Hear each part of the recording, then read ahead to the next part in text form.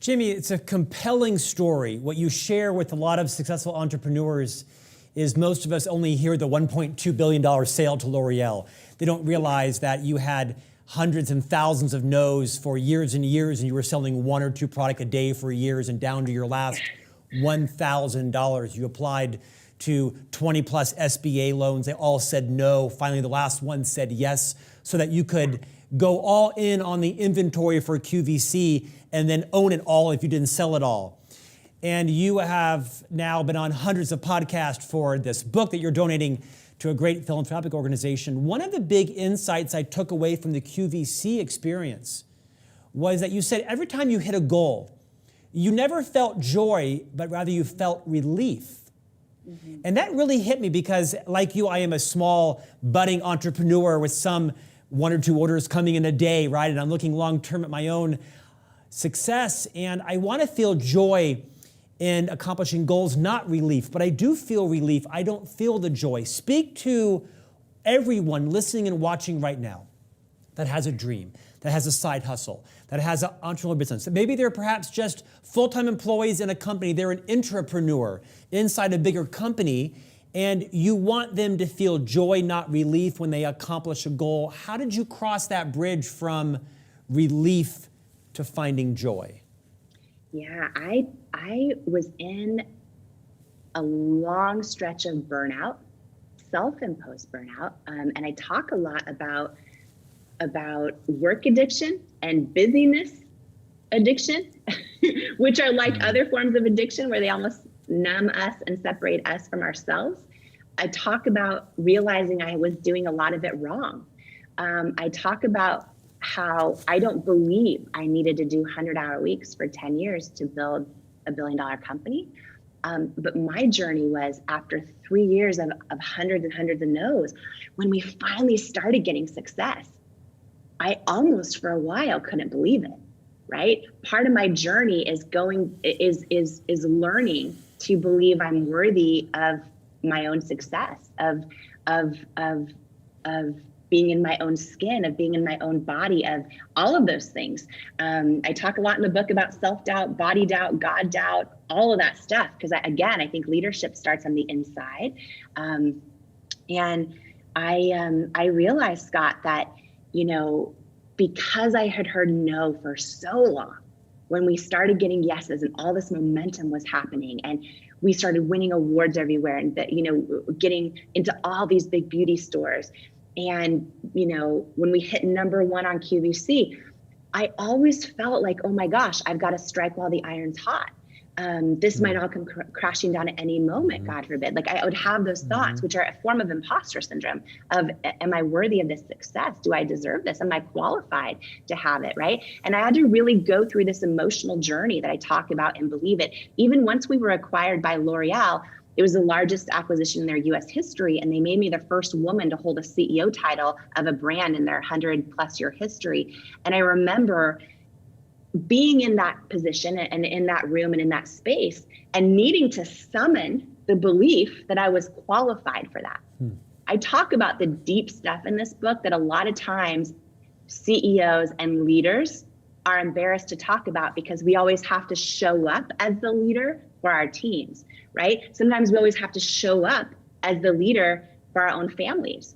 We have to show up this way because we're the leader. But what about all the real stuff we're dealing with? And I think part of really why I wanted to write this book is to really share those real stories behind the stories of the things I failed at and did wrong, wish I had done differently. And also the greatest things I did and the lessons I learned the hard way that hopefully will save other people time and money and and have stronger teams and save themselves crying themselves to sleep at night.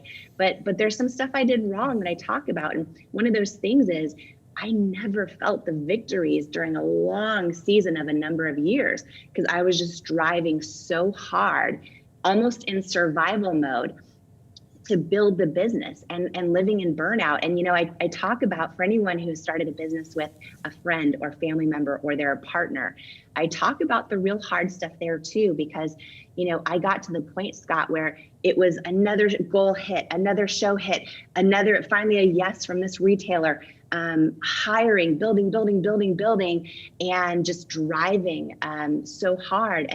And my husband and I both were in parallel trying to start a family. So in parallel to all this, I was going through like fertility treatments and miscarriages and all kinds of stuff, which I talk about that personal journey for the first time ever, because that would be going on. But then as leaders, when those hard things are going on internally, you still have to show up and lead and inspire your teams, right? And being able to do that and still feel the day was something I failed at for a number of years. Being able to do that and still summon joy was something I failed at for a number of years. And it's something, when I look back, I would do differently.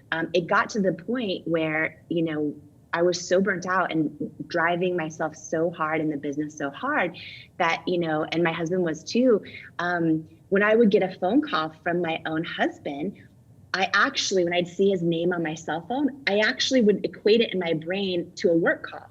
Like, that's where we got to that place. And so, for me, we had the opportunity to go public and probably would have made way more money. And I would fantasize about this idea of ringing the bell and all those sexy things. But I also realized, if I want to feel the day, live a joyful life, all of those things, become a good steward of my own body and a stronger leader for myself, for my family, and even for my own teams, I was at this point, Scott, where I had to trust myself not to trust myself, because I was so addicted to work at that point. And I knew if we went public, it would still all be on me, be on us to carry it, right? So part of why we decided to bring on a partner, right, which L'Oreal acquired 100% of our business, was to make that decision. I want to do this also joyfully. And so you don't need to sell your company to L'Oreal to have this aha moment, but I realized I was doing it wrong. I realized, and this is something that a lot of people go through this experience, where we're really amazing at our jobs or at building teams or leading teams or ideating or creating, but maybe we're not good stewards of a body. Maybe we're not good partners, or maybe we're just not even feeling the day and feeling alive and enjoying the journey. And so for me, having that epiphany was huge, because if I could do it over again, and I protected my teams, I made sure that, that they really were always inspired, that they, we did things that filled everyone else with joy. But as a leader internally, that was a journey for me to try and get to that point of realization, of celebrating the wins. And so, I have to do that intentionally now. I have to be super intentional about celebrating wins. When Believe It just made the New York Times bestseller list, that night I had so much to do. And I'm like, nope, you know what? I literally opened a half bottle of wine. I was with a friend and we each opened a half bottle of wine. We cheers. I poured it in this coffee mug and I'm like, I'm going to celebrate right now. You know what I mean? Like, I think we have to be so intentional about it, because before we know it, the months go by, the years go by, the decades go by, and all we ever did was work really, really well. You know what I mean? This feeling of imposter syndrome, where it's like, I don't believe that I would ever want someone to give me money or pay me for something. Like, I think I'm a fraud. Like, there's so many people better at this thing. Like, yeah, I want to start an Etsy shop, or I want to teach yoga, or I want to make my own makeup line. But Jamie's done that. Bobby Brown's done that. Someone else is making candles. It's this feeling of shame. What if I put this out there and like, who am I to like take up anybody's time? That is just so prevalent. Yeah. And so prevalent. I don't even get it, honestly. Like, just the amount of rejection you just shared, plus you articulated in the book, and also being a little girl who was like in this sort of different kind of a situation where you were adopted. Like, I think so many kids would feel intrinsically rejected. And this is the feeling that it's so easy to go to that place of I'm not enough and I'm a fraud. How did you get over that? And how do you help women to go, no, like, don't do that to yourself. Like, you do have something, especially in the face of so much rejection, and you kept going. It seems superhuman. The thing that I love is that you're talking about this, right?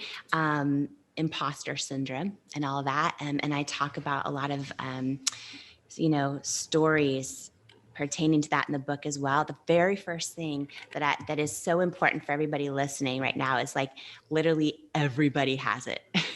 I've never met a person who doesn't have it. Everybody has it, right? And so it's like, okay, that's the first thing. Because once we know that, we're like, oh, this person I watch on television every day has it. Oh, like everybody has it. And that, right, just wrapping our heads around that is really empowering, because it's like, okay, I'm not alone in this. It's normal. I feel unqualified. I feel all those things, right? Everybody has it.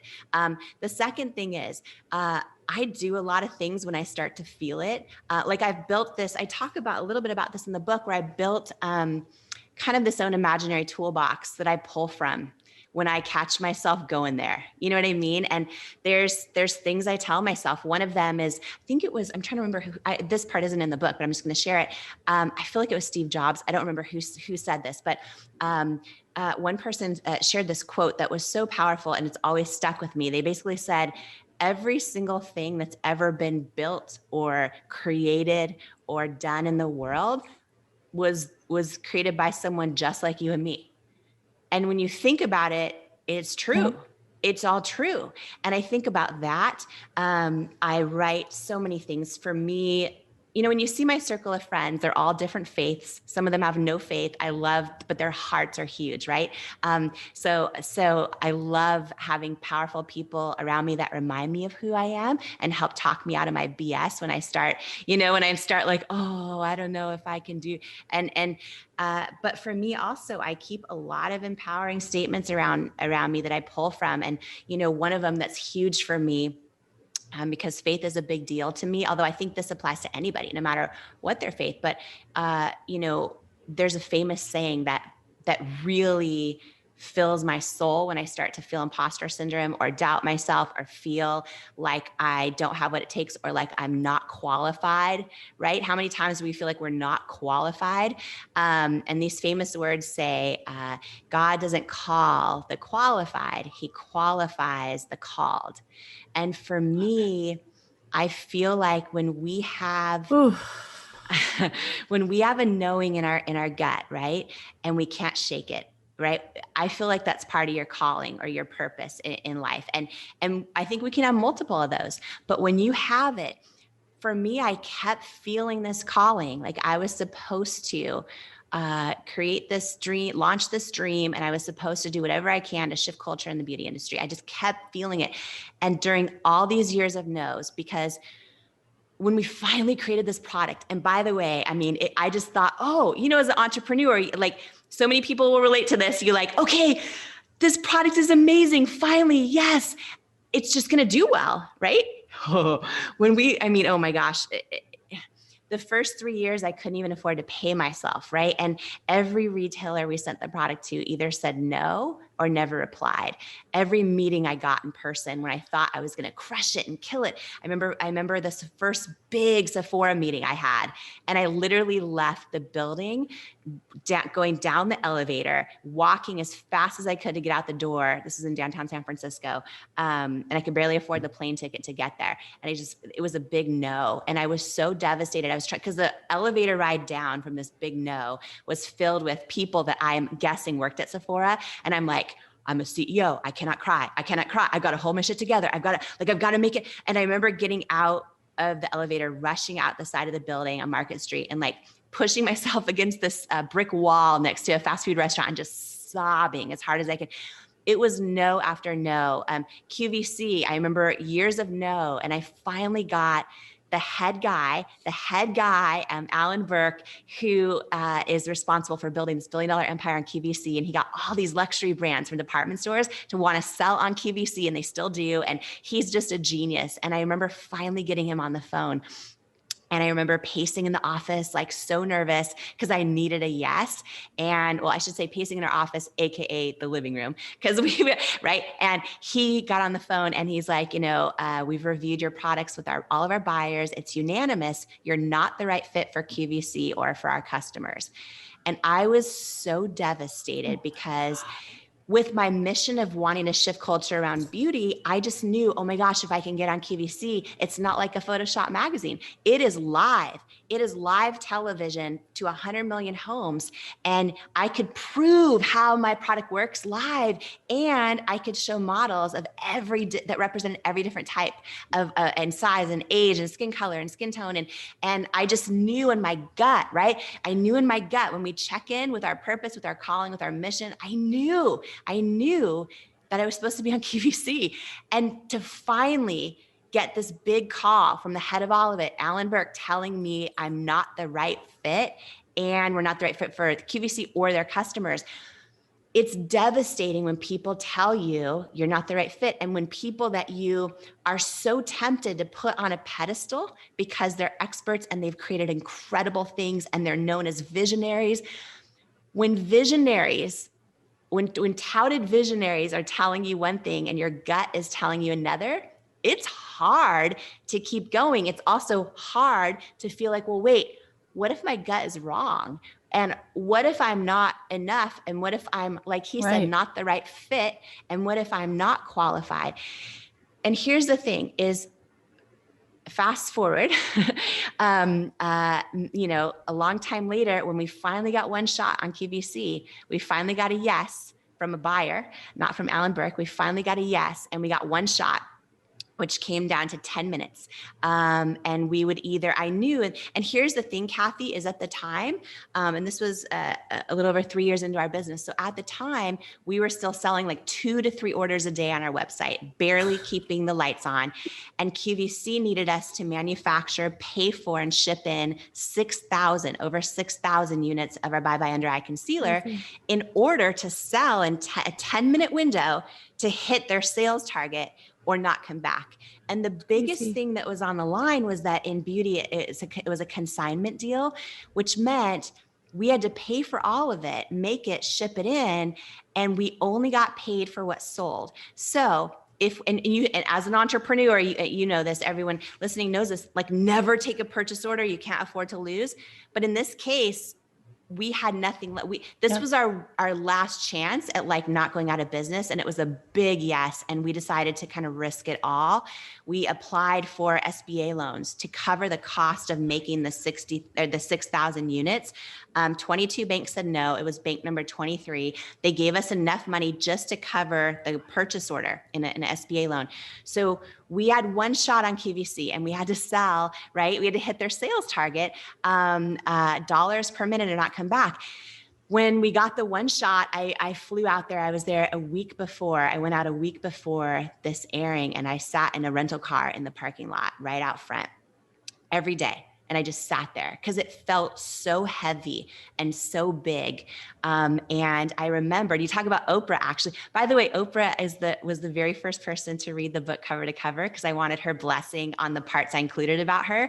Otherwise, I would have never included. Of course, you had that stories. Epic piece of this whole puzzle. Oh my God. It's a crazy story. And I got her blessing at the very end of the book. I shared, okay, when you talk about I've never, not to be off track, but I've never shared all the real story behind the story of everything. So this book is the first time, including all the personal stuff. But anyhow, I sat in that parking lot staring at the front door of QVC. And I remembered this Oprah episode where she talked about the color purple and how she was so obsessed with it that it felt like it was too much for her to carry anymore because she wanted it so bad. And someone had told her, oh, real actresses are up for the part. And right. And so she told the story of just going to a retreat where she was running the track in circles and singing I Surrender All and asking God to take it from her. And then Steven Spielberg called. And anyways, so I remembered this episode. Anyone who's seen that episode will remember, but I literally channeled that. I'm sitting in this car in the parking lot. I started singing I Surrender All because it felt too heavy for me to carry. It felt like the next time I walk through these doors at QVC, I'm either going to walk back out of business or with my whole life changed. It was one or the other because we had one shot. And if you do not hit the sales goal, you don't come back. And the hardest thing, and, I talk a lot about learning how to tune in and trust our own gut and trust ourselves, even when everyone else is saying something different. And this was probably the biggest lesson I've ever learned in my career and life, was in this moment as it pertains to trusting my gut, because we had one shot.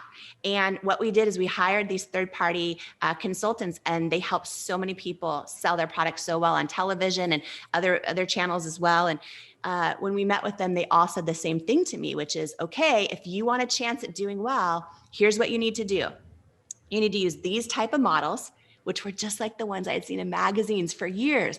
And, you need to produce yourself this way.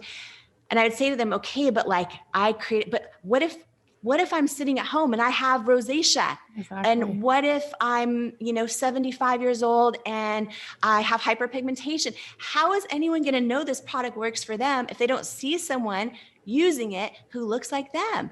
And, we would fight about it. And these experts wanted the best for me. They wanted me to win, but they were just telling me what they knew. Right. And this is so important, is so many times experts, visionaries, etc., you can never take it personally when they don't believe in your dream or think you have what it takes, because no matter how visionary they are, typically they still only will believe something will be successful if they've already seen it successful before.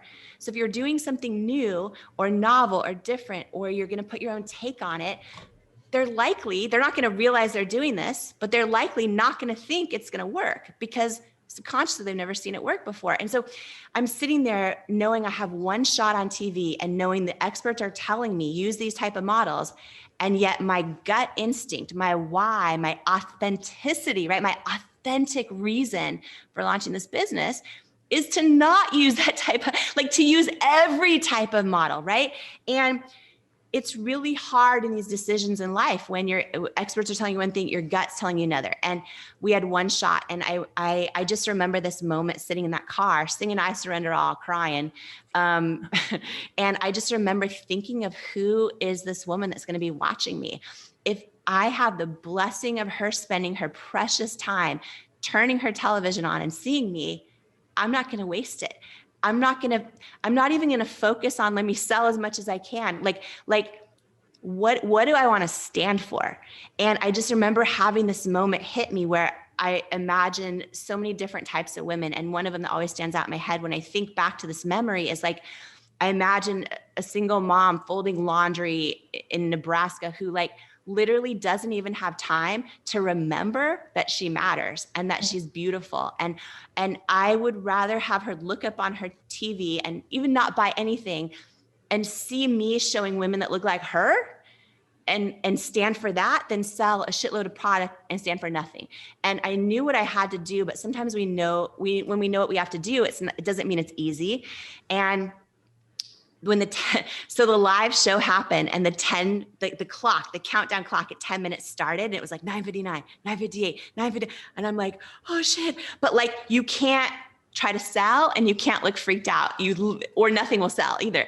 And I just remember literally pouring everything I had on the air. And I remember the moment my bare face came up on national television, my bright red cheeks. And I remember going to all the different models that looked like, real people. And I'll never forget, it was I was shaking like a leaf. Oh my gosh. And then the whole cell, because everything was on the line. And then I remember right toward the end, the host was the deep shade is down to 200. The tan shade is almost, and I was like, what? Oh shit. Oh. And then I remember all of a sudden at the 10-minute mark, the sold out sign came up, and I literally tears streamed down my face. I remember my husband rushed through the double doors of the studio, and I looked at him, and they cut the live show, and boom, they're on to the next sell of the next product. I looked at him, and I'm sobbing, and I'm real women have spoken. And he's we're not going bankrupt. And it was this whole thing. And that one show turned into 5 that year, 101 the next year, 151 the next year. And then we've done 250 live shows a year on QVC for 8 years in a row, and built the largest beauty brand in QVC's history. It is right now at this moment, to this day. And the only reason I share that is for every person listening. It was 3 years of no from QVC. It was Alan Burke saying, you are not the right fit for our customers or for QVC. And we finally did get a shot. And so two things about that. And by the way, oh my gosh. So by the way, okay, I love, for everyone listening, like literally no one can tell you are not the right fit, right? Like nobody can tell you that. And I feel in life, our own calling is always stronger than any opposition. Sometimes it feels like our opposition is huge, but your opposition cannot compete with your calling. And what it comes down to is which one you decide to listen to, right? So good. And like, so this part, so fast forward, we're on QVC now doing really, really well. And Alan Burke ends up, I get to know him. He's freaking a genius. He became our biggest champion, our biggest cheerleader. He's to this day right now, one of my closest mentors in my life. So awesome. And then he retired from QVC after like a million years there. I don't know how many decades, but he retired. And we ended up hiring him on our advisory board in a paid position. And it was this moment where I realized, Kathy, like, oh, the guy who rejected me is now working for me, Yeah, right? cool. And it was like, oh my gosh, like nobody can tell you how big your dream can be. No one can tell you you're not the right fit. And here's the last thing I'll say about this. I didn't take it personally when he said no, right? Mm-hmm. I've gotten a lot of rejections. You know, I talk about the investor who told me they wouldn't invest in someone because they wouldn't invest in our company because they didn't think women would buy makeup from someone who looked like me with my body and weight. Like I've had every type of rejection, and it's so easy for us because we're human to take these personally, right? And it wasn't that I wasn't hurt. It wasn't any of that. But professionally, I always made sure to not take it personally. I always made sure to treat it always as like, oh, this will be a yes one day. And then I'll decide if I want to partner with them, but it will be a yes one day. And I always had that attitude. And so with Alan, even after that tough no happened, Alan Burke at QVC, I still nurtured that relationship. And I still said, it's going to be a yes one day and all those things. And here's what I'll say, you guys, is, you know, I believe, and you, for everyone, it's different. For some people, it's God. For some people, it's a universe. For some people, it's love. I believe in perfect timing, even when it doesn't feel so perfect to us. And what I'll say about that is like, what I learned many years later is had Alan Burke said yes when I wanted him to, we would have failed miserably because I didn't know what I didn't know. And we were not operationally sophisticated enough to handle the back end of the business of an account the size of QVC. Wow. I just didn't know it.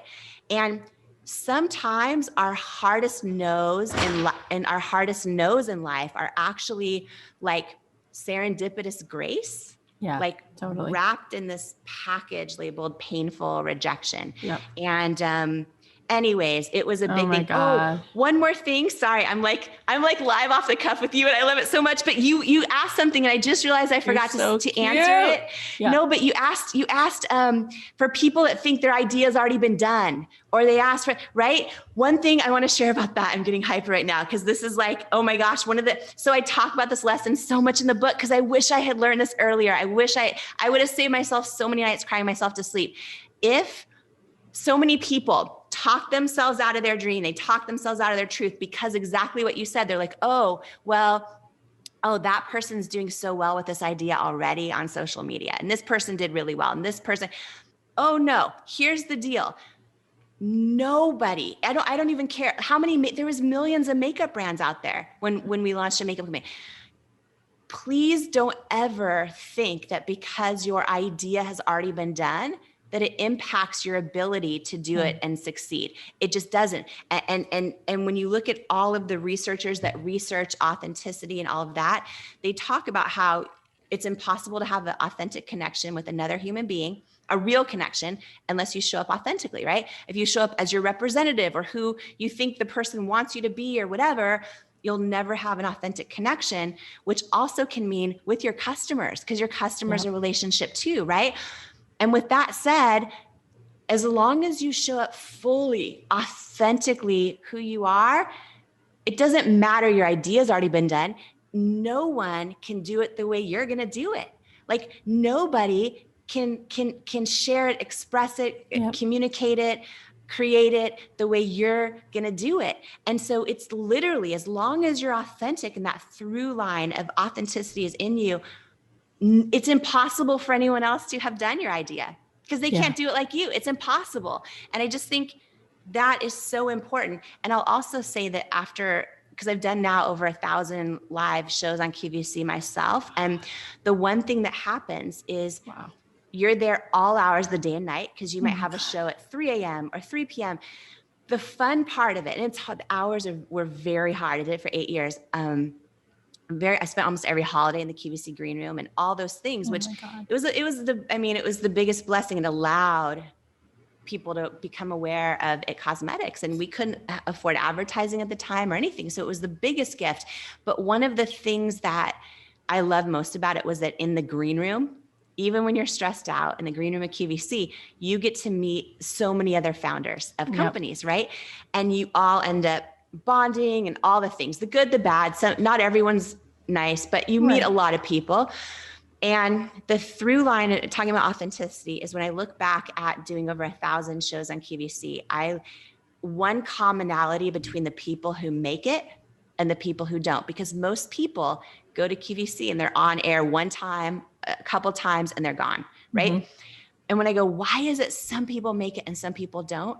It's never their personality type. It's actually, I wish I could say it was, but it's never even if they're nice. It's like, the one thing that I saw is the people who are the same on air, the people who are the same on air as they are off air, they're the people who last, right? Sometimes they're quirky and they're this and they're that, and they're wild, and you're like, they're crazy. And then they're that same way on air selling their product.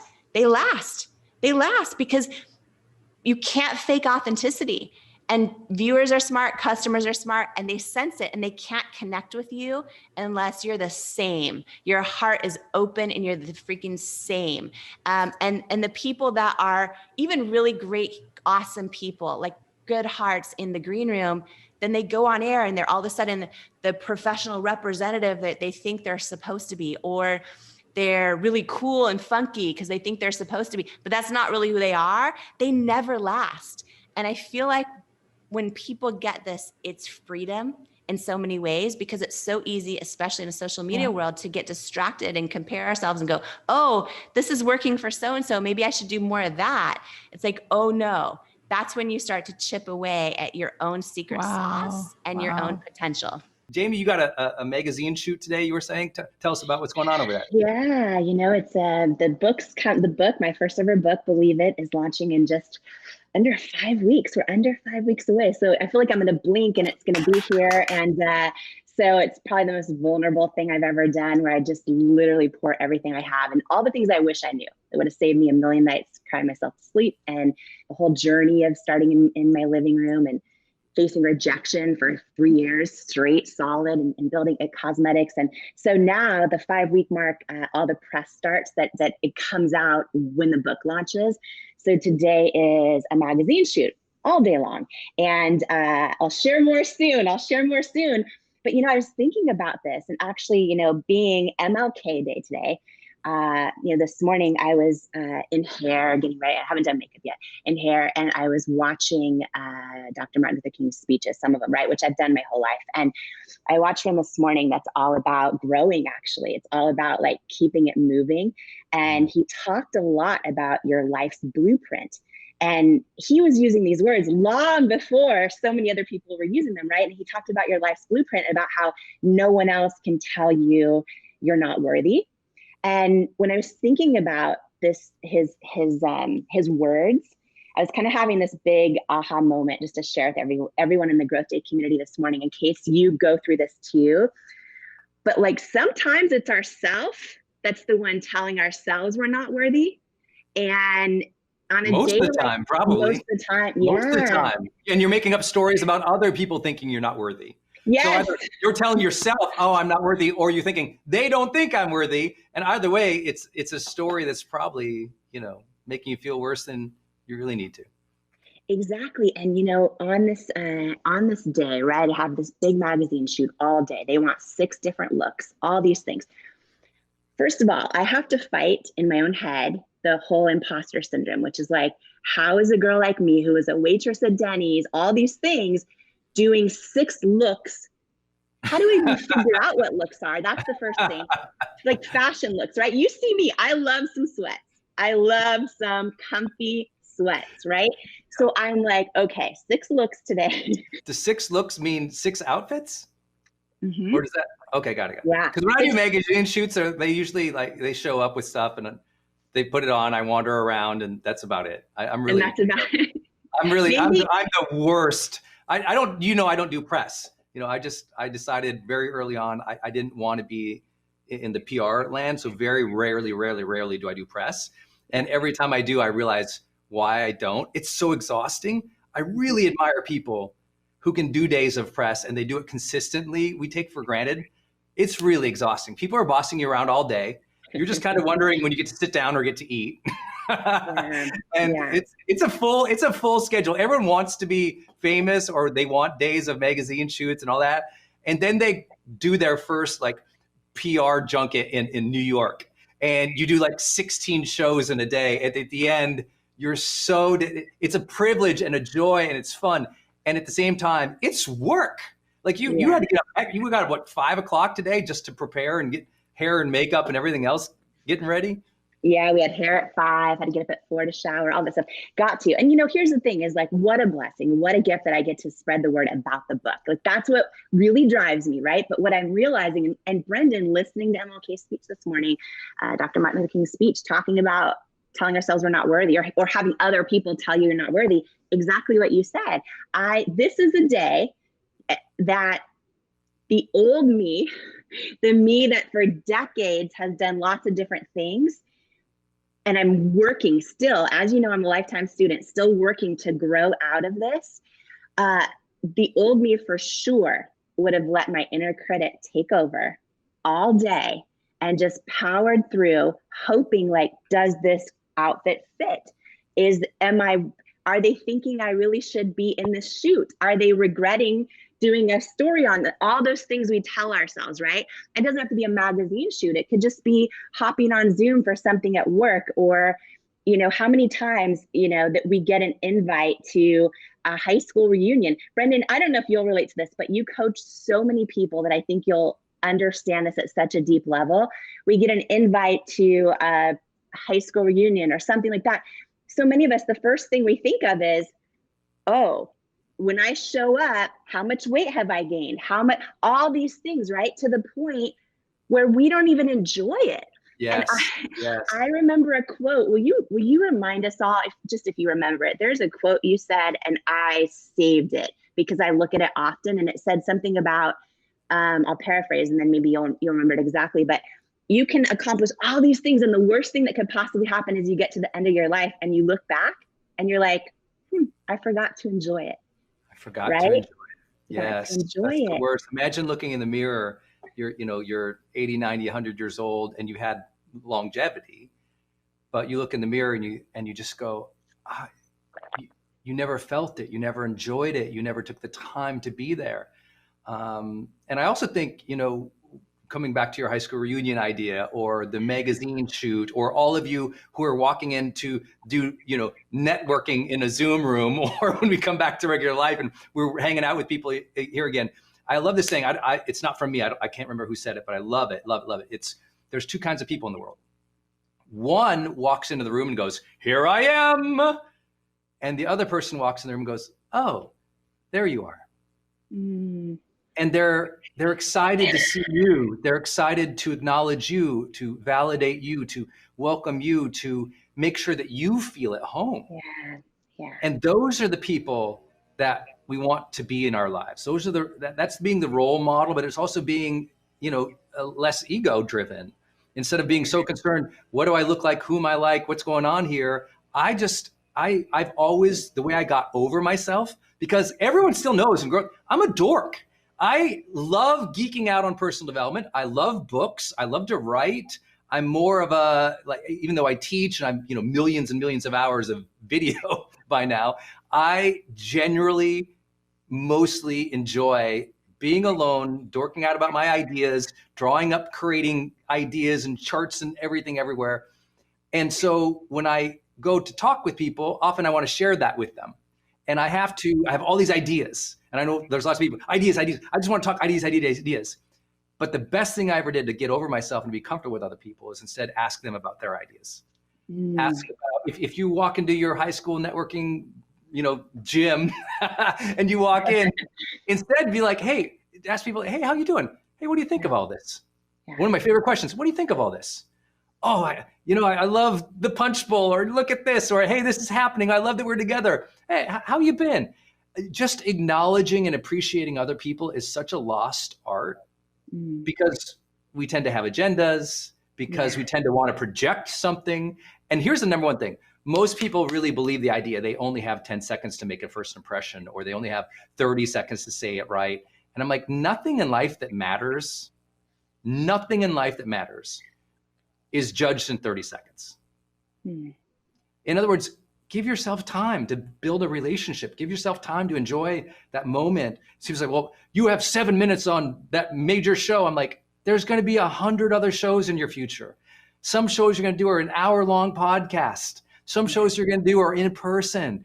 And so I'm just here to say, enjoy it, but also make it about other people. Ask them, validate them, and you'll feel better. Of course, when we talked about the other day about reading customer letters on QVC, right? It was a whole thing in the green room of putting into practice the idea that I think exactly to your point, it's like, oh, this isn't about me. It's about something so much bigger, right? And I think that's huge. And I was going to ask you actually, because I think this lifelong journey for so many people of overcoming our inner critic, right? And even going to a whole new, transcending the whole new thing and going, oh, who's my inner champion? Can I wake that person up, right? Yes. Can I wake up my inner champion? And so many of us are like, oh, inner champion, maybe you haven't heard your inner champion ever, or in a long time. And so, Brendan, coaching millions of people like you have, I'm so fascinated to hear for you, like if you also, or I should say, because I think this is universal, I think this happens to everyone, but when you're in a moment where you're doing something and all of a sudden that inner critic, you hear that inner critic, right? How do you turn down the volume on that? What do you do to go to silence your inner critic, or handle your inner critic, or overcome your inner critic, and then swap it to your inner champion? Or what are your tools? Because I feel like no matter what we're doing in life, where we're at in life, what our situation is inside our own family, inside our jobs, inside our hopes and dreams, it's just it's the biggest obstacle, I think, for so many of us. Yeah. I think one, you have to realize that replacing the inner critic in the moment is super hard.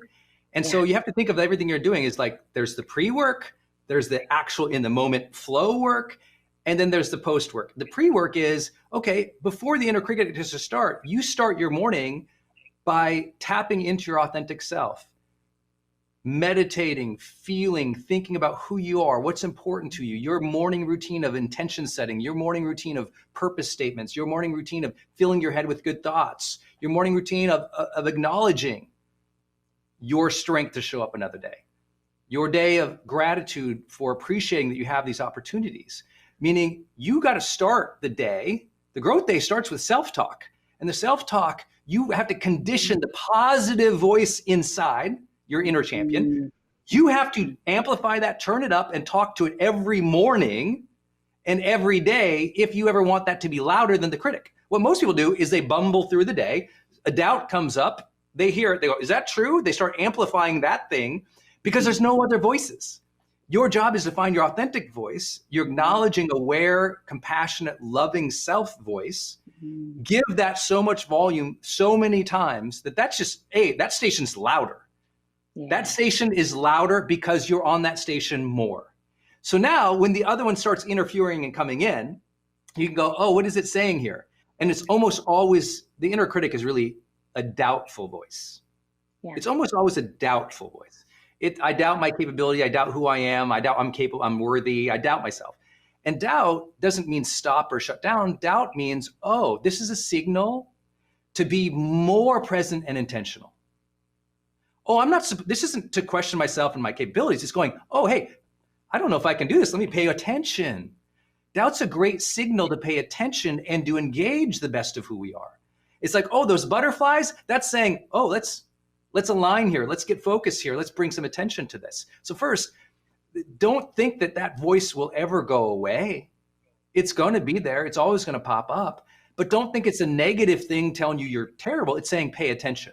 And then also up the station on that authentic, acknowledging, loving self-talk each day, the affirmative side of who you are.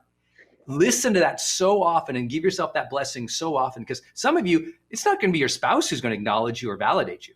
So some of you, it's not going to be your parents or your sister, your brothers, or the people in your industry. They're all going to doubt you or judge you or push you. So you've got to affirm yourself. You've got to tap into that truth, that knowing, that beauty, that soul, that spirit, that authenticity that says, why I do deserve to have a good day today. I do have good intentions for today. Let me listen to that part of me more often. And that conditioning of positive, affirming self-talk starts becoming a part of real confidence, right? Conditioned self-talk becomes confident capability. So good. I'm looking at so many of your comments right now, and so many people are saying this is so timely. I needed to hear this right now because, one of the things I love about this is when we talk about even conditioning and starting our day that way with positive self-talk. I hope the Growth Day Morning Show is a big part of that, of just hearing that, inspiration, like all of us coming together and growing. But one person also, was Sarah, just commented that the inner critic always comes back, right? And you're saying, it always comes back. And here's the thing is, I feel like our inner critic can get so loud. And I feel like so many of us know when we're hearing that inner critic, A, we would never say those things to another human being. And B, when we're saying them about ourselves, we kind of still know, in big part, we know they're not true, but somehow we still, it's so easy to believe it. It's easy to know we're made for more. We're created for more. We have more to give, more to offer, more to serve, more inside of us than we're expressing or giving or living right now. And yet it's so easy to still doubt it anyways, right? What if the inner critic was an inner guide? And the inner critic was just saying to you, hey, right now, you've got your station turned on to me, the inner critic, the low station, the self-doubt station. Yeah. And you, instead of going, oh, that critic's so scary, and let me find all the reason to criticize me, it's like, oh, the inner critic is actually calling you to summon the better part of you. It's saying, hey, you're listening to the lowly insecurities right now. Let me amplify those insecurities so you're aware that you're listening to them, dummy. What you need to do right now is switch to the other station. I am guiding you with all this blaring noise to summon a higher part of you. Mm-hmm. The inner critic is summoning the higher part of you, not shutting you down. It's summoning you. It's not going to go away. There's always going to be that part of you going, hey, dummy, you're smarter, you're better. Hey, let me judge you just enough that you get edgy and you go, no, I'm better than this. And you show up. It's egging you on to show up better, not shut down. As soon as you get that, oh, I'm being egged on like a good friend. Because listen, the inner critic is you. Yeah. And that's a good friend to you saying, hey, I'm going to bug you just enough. I'm going to shame you just enough. I'm going to doubt you just enough until you finally go, F no, let's go. I'm going to try to piss you off. That's what the inner critic is going to do. They're there to amplify you to go, no, I am better than this. It is actually summoning strength. And if you can hear that, instead of being diminished, be called. When crisis doesn't diminish you, when conflict doesn't diminish you, when fear doesn't diminish you, but rather you sense it as a calling to rise to something, to a higher standard, to serve. This is why today we celebrate Martin Luther King. Dr. Martin Luther King had the same challenges so many people did. What he did was he said, I have a dream. I'm going to rise up. I'm going to learn to do all of these things that he didn't know how to do, to lead an incredible movement that we still celebrate today. You have to think about it, like, whoa, that's 60 years later.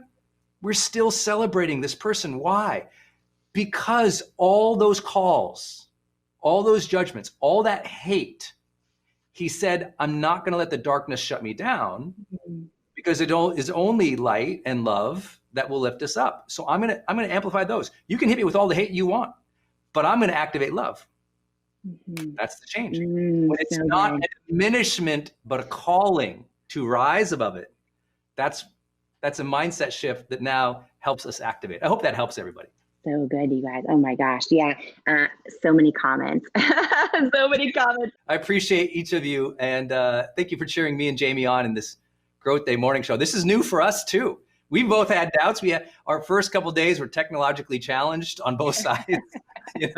I still think I look so goofy with these white things hanging in my ear. I still got this camera taped up with this blue tape over here. Jamie's got hers. So we're still figuring it out, but we feel like, okay, so what? We're not doing it perfectly. We are called to serve. Stop worrying if you show up perfectly or you look perfect. Show up to serve. And enough times doing that, you're recognized. So good what you said. And I always, one of the things I think about a lot is we all face opposition, right? Sometimes it is our inner critic, but we also all have a calling. And I think that so many times, I believe always your calling is stronger than your opposition. But so much of life comes down to which one we listen to. Yes. And you talk about, Dr. Martin Luther King, and I think obviously so much opposition, during his time, and obviously his calling was so much bigger, right? And that's what he listened to. And I think that, I don't know, I just keep going back to those words you shared earlier too, about walking into a room and instead of saying, here I am, saying, here you are, right? I think that's when we make it not about us and it's something so much bigger than us. For me, I think that's, in my journey, that's, how one of my best strategies for overcoming that inner critic, because for me, that inner critic is there every single day. Every single day. I even doubted, even though I've gone on national television thousands of times with no makeup. This is my first Growth Day morning show with no makeup. And I had a moment where I'm like, but it's like, oh, no. The only way to have authentic human connection is to fully show up as ourselves. The only way to serve is to not worry about stuff like that literally doesn't matter, right? And so it's kind of growth in progress, growth in process, I think, for so many of us, and some of the tips you shared on how you frame in your own mind that inner critic. I've never heard that before. That's so powerful. That's so powerful, as if it's the station summoning you to get so angry that you're like, F that, and you transcend it. Huge. Yeah, it's your best friend egging you on saying, oh, it's like if your best friend was like, oh yeah, you suck.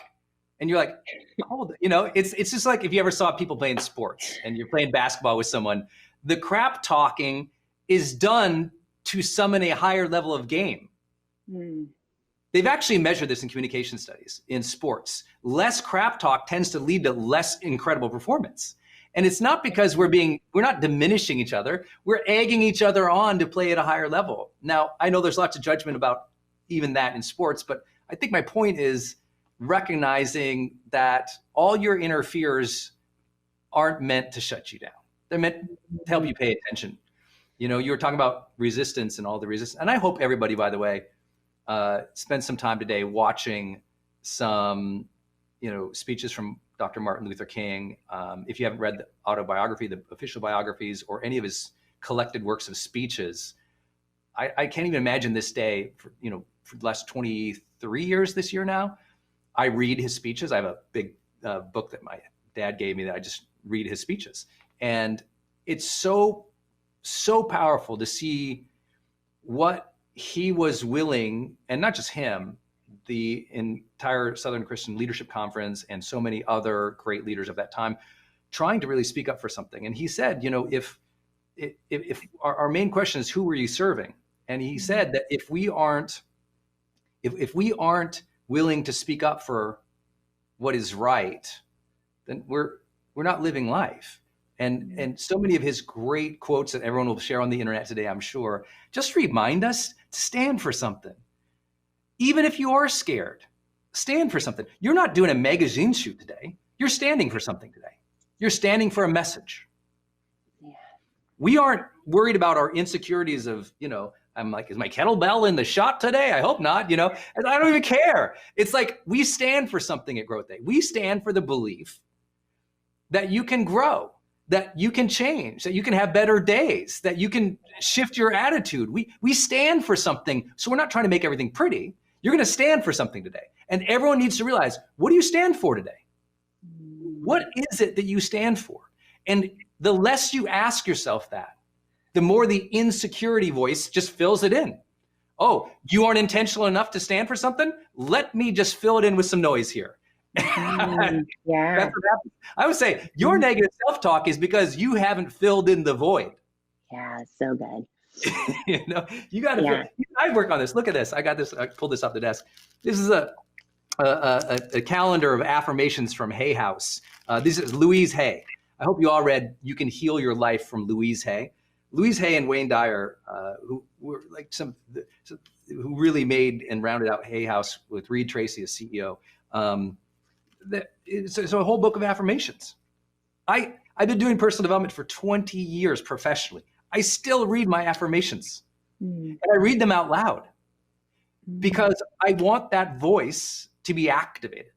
I would love for you all in your morning routine to read out your Bible verses or read out your favorite motivational quotes or read out that part of that spiritual text that you love. Read something out, like activate the voice. You've been given voice. You have the blessing of speaking. You've been given voice. Activate that in a positive, affirming way. And it becomes a language pattern in your head that's louder than the insecure, quiet things. You know what I mean? Talk about some of the struggles that you've had with anxiety, with self-doubt. We've all been there. The biggest enemy is between our ears, imposter syndrome. I still struggle with that. I don't think it ever goes away. You talk about body doubt and God doubt. I have never heard God doubt though. What is that? Yeah, I think my whole journey really is figuring all of that out. And I think, for me and a lot of people, when I built It Cosmetics, right, we started in our living room and my whole journey was just filled with no's. Sometimes you'll see a founder launch an idea or a product or whatever, and it will get hot right away. And that wasn't my experience.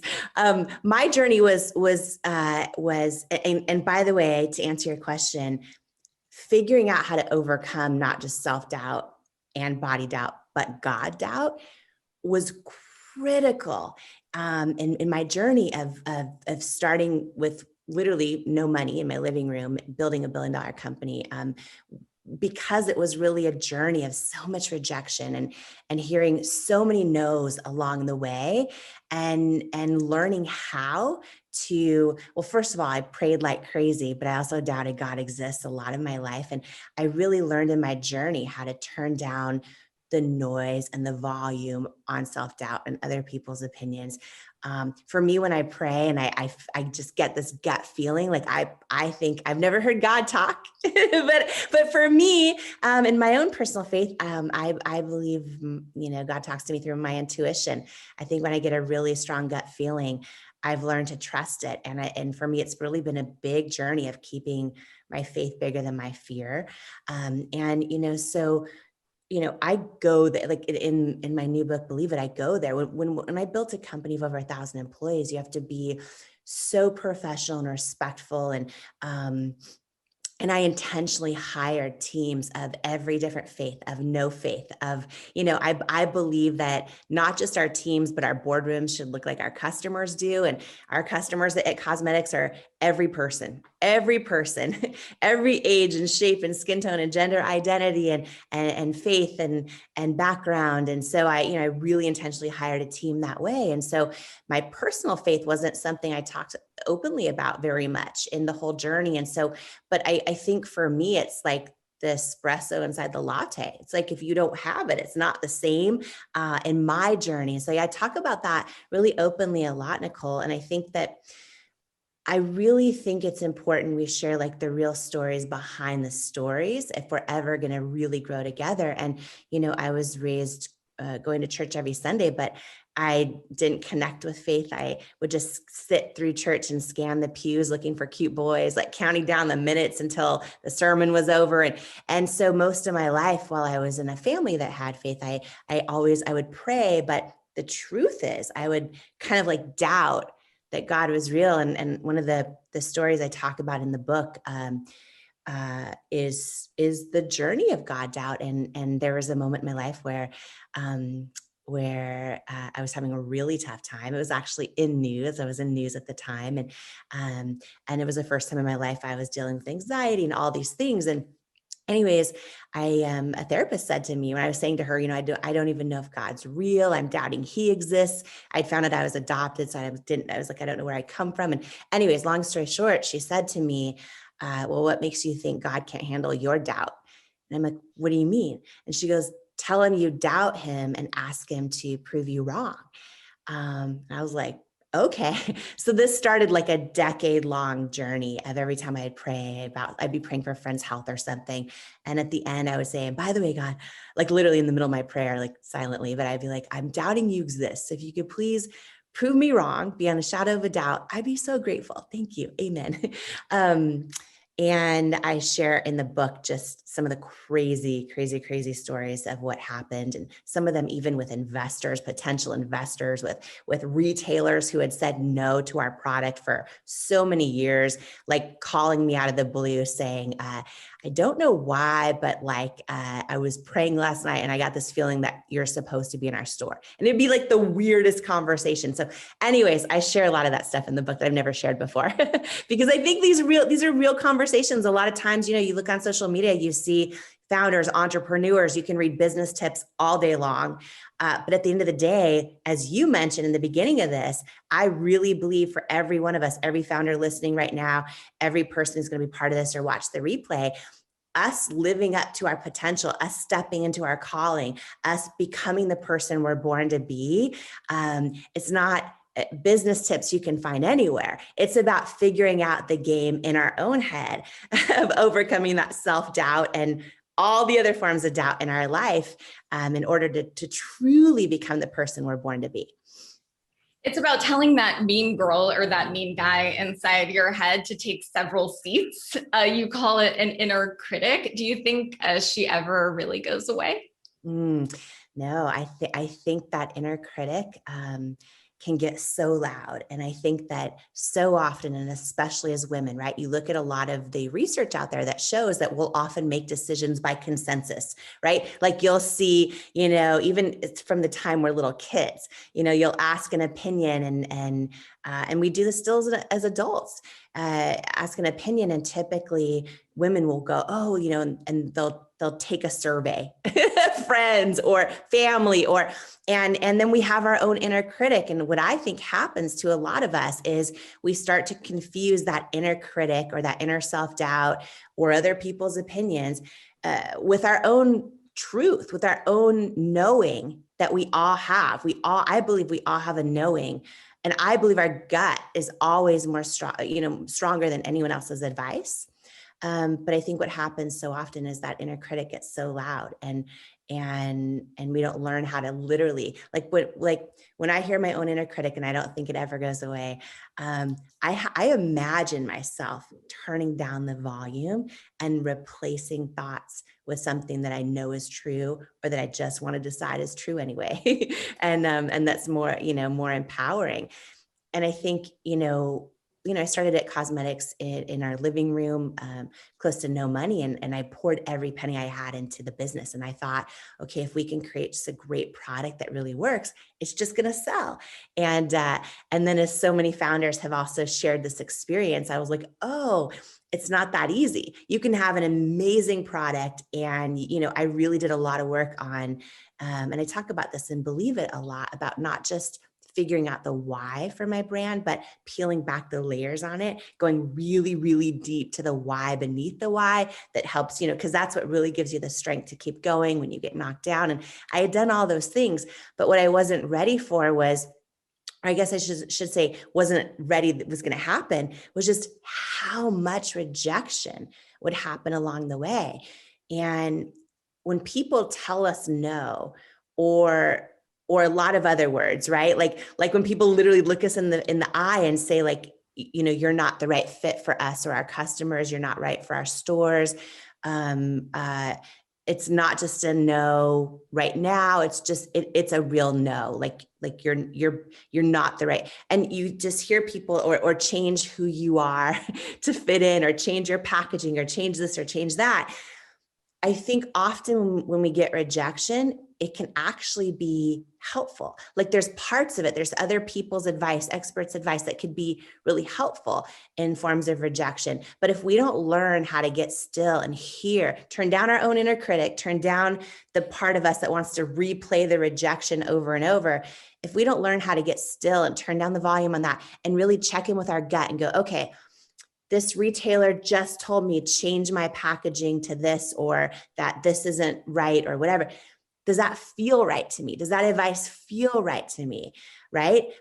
I'm telling you, like, had I not learned to do that, I would have never built a $1 billion company, because on the journey of building It Cosmetics, the first 3 years were hundreds and hundreds of no's. Like all of the retailers I love and shop at my whole life. And like, I would save my tip money as a waitress at Denny's to like buy a MAC lipstick or Lancome eyeliner from these beautiful stores. I love these stores. And they were all telling me no, that I needed to change who I was, or change our packaging, or our packaging was too accessible. It needed to be way more luxurious, or I was using real people as models. And, and at the time when I launched It Cosmetics, it wasn't really being done. And I had a lot of retailers say, people will not buy makeup from images that look like them. Like they need, and they would explain this to me in detail. They would say things to me like, you need to have an unattainable image of beauty that someone could never hope to achieve for them to buy your product. And I'm like, okay, or maybe people are sick and tired of seeing people that don't look like them, because for me, I have rosacea, bright red, bumpy everywhere on my cheeks and my nose and my forehead. And I couldn't find makeup that worked for me, right? My whole company started with a problem I didn't know how to solve. And I realized, I've never seen any models, but, selling makeup that look like me, that have skin challenges. And then I would try all the products and they wouldn't work. And so I just kind of like had this gut feeling, well, if I, am this age or size or skin tone, or have the skin challenge or whatever it is, and I don't see someone who is showing me the product works for them, how do I know it works for me? It was just intuitive to me, but it wasn't being done. And they all told me, like, if you want to get in our stores, here's what you need to do. And those are the moments, Nicole, that define our lives, when our gut tells us one thing, but like in my case, I had no money. I was, if we were going to, like for 3 years, I didn't know how we were going to stay in business. Right. And I made the decision to listen to my gut and to not change what it was telling me about what to do with our brand. And that is, I believe, like critical to ever building anything that lasts or anything that matters. When you change who you are authentically, and even when it comes to your product or your positioning or, your vision, when you start changing that because you want to get into a store or get onto someone's site who's huge, or, whatever it is, it's a short-term pop in revenue, and it feels good for a minute, but long-term, I think it's one of the biggest reasons why tens of thousands of founders don't make it, because they start getting distracted by what everyone else tells them is right for their brand, or is hot, or is going to make them money. And they dilute their own authentic secret sauce. And at the end of the day, you can't fake authenticity, and customers are smart and they know it. And over time, it never works when you go against what you authentically know for your brand. I want to talk about some of the myths and the lies that we tell ourselves, but let's go into before, because you really primed the 3 things. Why don't we talk about those 3 things quickly, so it's on people's radar? Yeah, and if they know, like, wait, is this really for them? Because to your point, like, self-confidence is so important. I see self-confidence almost as like this house we're building with all the rooms and the achievements and the new art on the wall and this beautiful, masterful house, which is important. But our self-worth is the foundation beneath all of it. And if our foundation has cracks in it, like our house will only ever be as strong and as fulfilled as that foundation. So self-worth, it challenges. And by the way, let me preface this by saying most people with self-worth issues can often be crushing it on the outside and everything looks like it's going so well and they're winning in their business and in their jobs and this and that. But here's how self-worth issues show up in 3 ways.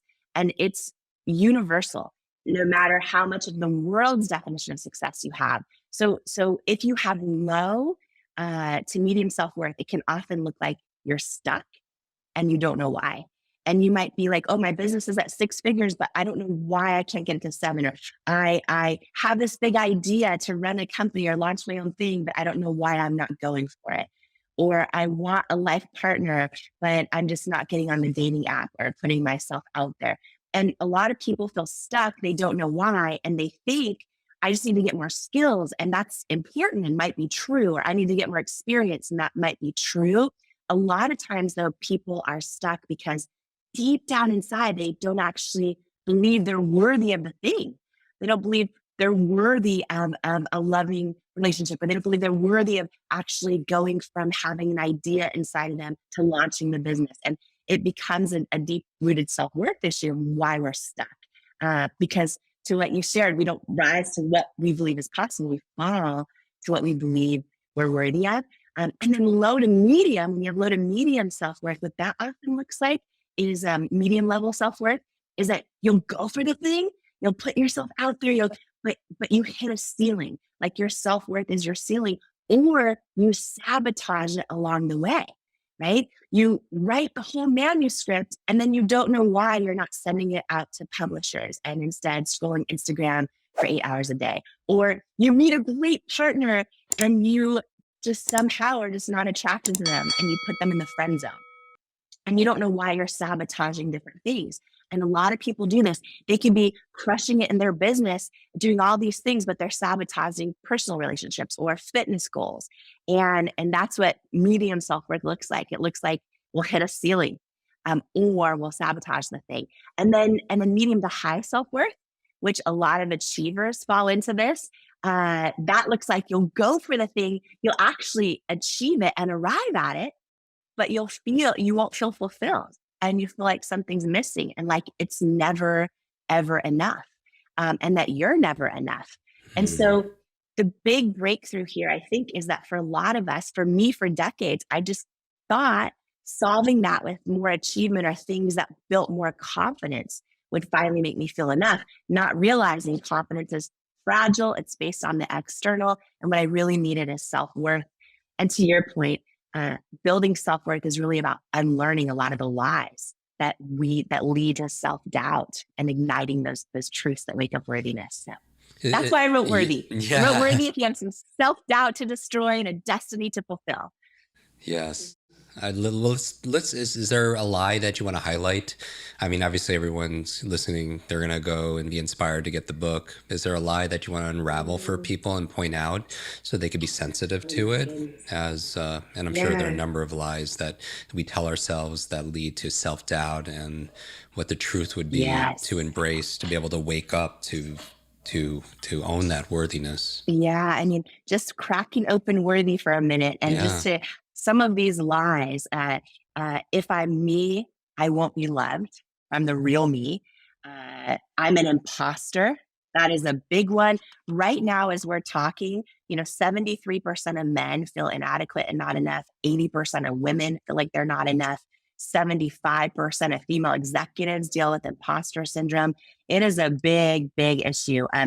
Another lie, labels are permanent. A lot of us have let labels, oh my gosh, your story is so powerful around this, about how to not let things other people say about us stick to us. And there's a whole exercise and framework in the book about how to unlearn and remove labels. Almost like a lot of us think labels are permanent, and we let them stick to us like permanent things, but they're really like Post-it notes. You can remove them like a light adhesive, and you can, apply new labels to your life. If I stand out, I'll get kicked out. A lot of us are afraid of our greatness and we dim our light and show up inauthentically to belong. There's another whole chapter in here about people pleasing, right? Which 40% of men describe themselves as people pleasers, over 50% of women do. Wow. And so many people, but like we feel we need to please others in order to be accepted or loved or belong. But oftentimes it comes as a result of us betraying ourselves. And every time we show up inauthentically in this world, we are telling ourselves that who we are isn't enough. And so I guess if I were to pick one line, this will be really hard. You and I actually recently dove deep into rejection and reframing rejection. There's a whole masterclass in here in Worthy, the book about how to change your relationship with rejection to change your life.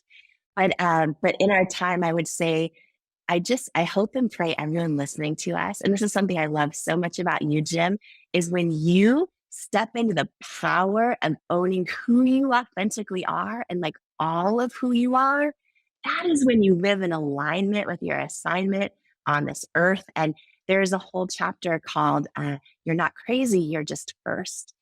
And what I love about this chapter is for anybody listening to us who has ever felt like who they are is not enough, or like perhaps if they were the real them, then maybe people would be like, oh, they're not as cool or funny or smart or competent as I thought they were. Or if anyone has ever felt odd or quirky or strange or different, this whole chapter called You're Not Crazy, You're Just First, is one of my favorites for that, because I share how growing up, I was adopted and raised by 5 different families and loved them all. I'm so blessed beyond measure. And what I will say is I was the only one out of all 5 of my families that would have these kind of out there ideas like, what if we could end world hunger? What if I could launch a business one day? What if I could become a CEO one day, right? And I had these just big ideas that were not normal for the families and environments I was raised around. And they'd always call me terms of endearment. They thought like, you're crazy. Like, who do you think you are to have ideas like this? And I remember after many years of always kind of feeling like I needed to kind of dim my own light or change who I was to fit in. I was actually the first person in any of my families to go to therapy in my late 20s. And I remember asking my therapist, I said, my whole life, like people who love me, they're like, you have these wild ideas, all these things, like you're crazy. You're, these terms of endearment. I asked the therapist, I said, am I crazy? And she said, you're not crazy, but I'm really glad you're here. And she explained to me that when you're the first in your peer group or family or friends to kind of think different or be willing to show up as who you fully authentically are, not everyone's going to get it right away, because there's only one of you that has ever been created, ever. And and this is for everyone listening to us right now, if you are one of the brave ones willing to show up authentically as who you truly are in this world, you're first. You're the first ever you. There's never been another you before, right? There's no one else with your unique fingerprints or heartbeat or your unique tongue print or your unique iris of your eyes or the experiences you've had in life or the emotions you feel the way you feel them or the way you see art and beauty and the world. And there's never been another you. And so whether you approach your business authentically or anything else, don't be surprised if not everyone gets it right away, because they've never seen another you before. And when I launched my company, It Cosmetics, and grew it to $1 billion company, right, over many, many years, the first many years were met with all this rejection and people not thinking it's going to work. And also, I was entering a crowded space. A lot of people tell themselves the lie. This is one of the lies in the book Worthy, that my idea's already been done and I have nothing special to offer. Jim, I do not care how I entered a makeup industry where there's tens of thousands of makeup companies. One of the most competitive industries out there. Yeah, it's already been done. But guess what? I don't care what industry anyone listening is in or anything. If you or what product you're going to launch or what idea you're going to put out there that you think, well, maybe someone else has already done it better. If you are actually willing to do it authentically to you, by definition, it has never been done before, ever. And that's the secret sauce. And so I remember the moment when my therapist had shared all this with me, and I had this moment that was like a light bulb went off in my brain, so bright that it burst, where I was like, I'm not crazy. I'm just first. I'm just first. And I remember that every time I got told no, growing my business, every time I thought, I really believe in this vision that this product can really help people one day, and I'd be told, oh, that's never going to work. And I just would remember thinking, I'm not crazy, I'm just first. Or when I walk in a room and for whatever reason, maybe don't feel like I fit in, I'm like, I'll tell myself, it's okay. I'm just the first me. Eventually they'll love me. And this is a lie we tell ourselves, that if I am who I am, it's somehow not enough. And if I'm the real me, I won't be loved.